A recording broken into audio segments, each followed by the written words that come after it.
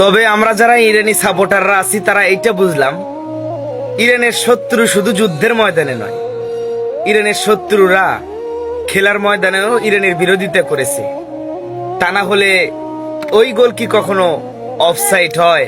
আপনারাই বলেন। বিদায় নিয়েছে ইরানের ফুটবলাররা, ইরানের ভক্তরা হয়েছে হতাশ। চোখে তাদের পানি, মনে তাদের কষ্ট নিয়ে আমেরিকার মাটি ছাড়তে হয়েছে ইরানের ফুটবলারদেরকে। তবে ইরানকে যারা সাপোর্ট করতেন, ইরানের ফুটবলারদেরকে যারা ভালোবাসতেন, আপনাদের জন্য আমি জানাই গুড নিউজ। হতাশ হওয়ার কিছুই নাই। মুসলিম কান্ট্রি কিন্তু এবার বিশ্বকাপে আরো কয়েকটা দল রয়েছে। আজকের পর থেকে আমি এই বিশ্বকাপে সাপোর্ট করব মরক্কোকে।